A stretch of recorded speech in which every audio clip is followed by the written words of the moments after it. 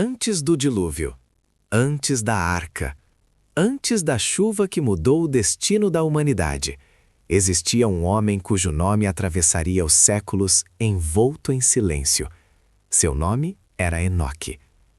Gênesis menciona Enoque de forma breve, apenas alguns versículos, poucas palavras.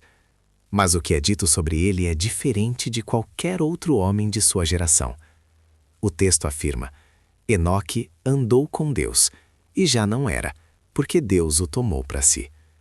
Não há descrição de morte, não há sepultura, não há despedida, apenas desaparecimento. Esse detalhe isolado, quase discreto, levanta uma pergunta que ecoa até hoje. O que Enoque viu durante sua vida?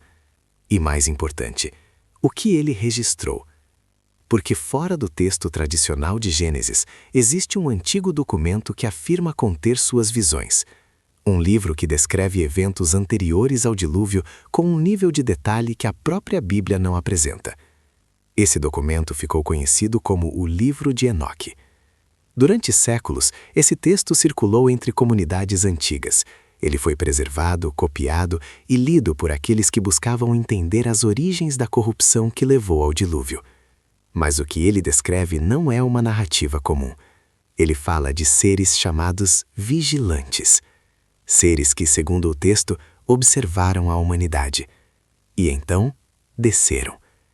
Mas antes de continuarmos, se esse tipo de investigação bíblica profunda desperta seu interesse, inscreva-se no canal, porque aqui nós não apenas lemos o texto, nós investigamos o que está por trás dele. E o que vem a seguir é uma das descrições mais intrigantes já registradas sobre o mundo antes do dilúvio. O livro de Enoque descreve esses vigilantes como entidades que habitavam uma esfera superior.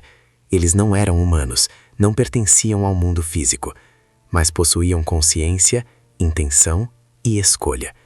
Segundo o relato, eles observaram a Terra por um longo período, viram o crescimento da humanidade, viram suas cidades, suas vidas, sua expansão. E então, algo mudou. O texto afirma que esses vigilantes decidiram cruzar um limite. Eles desceram à Terra, não como observadores, mas como participantes. Esse evento é descrito como um ponto de ruptura, um momento em que a ordem original foi quebrada. Mas o livro de Enoque não para aí. Ele afirma que esses seres começaram a interagir com a humanidade de formas diretas. Eles ensinaram conhecimentos que até então não faziam parte da experiência humana. Ensinaram metalurgia, ensinaram a manipular metais para criar ferramentas e armas. Ensinaram técnicas que mudaram o equilíbrio entre os homens. Ensinaram sobre os movimentos dos céus, sobre sinais, sobre observação dos astros. Conhecimentos que, no contexto antigo, eram vistos como poder. Mas o texto sugere que esse conhecimento não trouxe equilíbrio, trouxe aceleração. Acelerou o avanço, mas também acelerou a corrupção. Porque o problema não era apenas o conhecimento, era o que os homens fariam com ele. Segundo o livro de Enoque, o mundo começou a mudar rapidamente após essa intervenção. A violência aumentou, a injustiça se espalhou, a estrutura da sociedade começou a se fragmentar. E é nesse ponto que o texto conecta diretamente com Gênesis 6.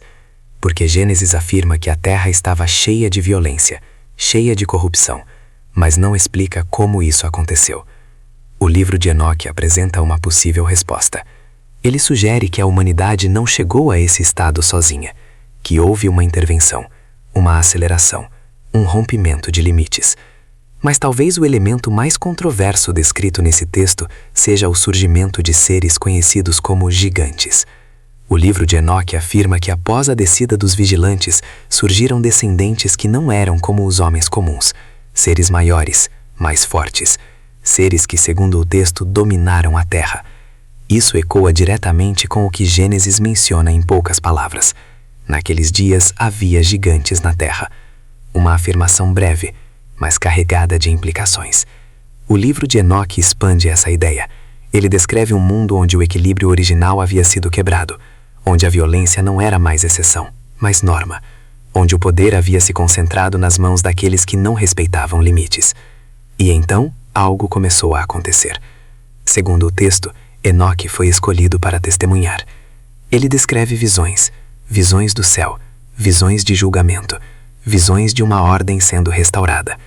Ele afirma que viu estruturas que não pertenciam ao mundo físico, que viu o funcionamento do cosmos, que viu o destino daqueles que haviam cruzado limites que não deveriam ser cruzados. Mas talvez o detalhe mais significativo seja que o livro de Enoque apresenta o dilúvio não como um evento impulsivo, mas como resposta. Resposta a um colapso. Resposta a um mundo que havia perdido seu equilíbrio original. Isso não contradiz o relato bíblico, mas o expande. Ele oferece contexto. Oferece uma possível explicação para o estado descrito em Gênesis 6. Mas isso levanta uma pergunta inevitável. Se esse texto era conhecido, se ele era lido, se ele era preservado, por que ele não aparece na maioria das Bíblias modernas? A resposta está na formação do cânon. Durante os primeiros séculos da história religiosa, muitos textos circulavam entre comunidades. Alguns foram reconhecidos como escritura oficial, outros foram preservados como textos históricos. O livro de Enoque não desapareceu, ele continuou existindo, mas não foi incluído no conjunto final de textos que formariam o cânon principal. Isso não significa que ele foi apagado. Significa que ele ocupou uma posição diferente, uma posição paralela. Um texto que não define doutrina, mas que oferece perspectiva. Fragmentos desse texto foram encontrados entre os manuscritos do Mar Morto. Isso indica que ele era lido e preservado por aqueles que buscavam compreender as origens do mundo pré-diluviano. Isso mostra que para eles esse texto tinha valor. Valor histórico, valor interpretativo, valor explicativo. Mas independentemente de como ele é interpretado, o livro de Enoque nos leva a uma reflexão mais profunda, porque ele não é apenas sobre seres, eventos ou visões. Ele é sobre limites. Limites entre o que pertence ao humano e o que não pertence. Limites entre conhecimento e responsabilidade. Limites entre poder e consequência. O mundo descrito nesses textos é um mundo que perdeu sua estrutura. Um mundo onde o avanço não foi acompanhado por equilíbrio. Um mundo onde a força substituiu a ordem. E é nesse contexto que o desovio surge. Não como um mistério isolado, mas como parte de uma narrativa maior. Uma narrativa de ruptura e restauração. Talvez seja por isso que o livro de Enoque continua a despertar curiosidade até hoje. Não porque ele responde todas as perguntas, mas porque ele ilumina as perguntas que o texto bíblico deixa em silêncio. Ele não substitui Gênesis, mas amplia nossa percepção do mundo que existia antes da Arca. Um mundo onde algo aconteceu, algo que alterou o curso da história humana.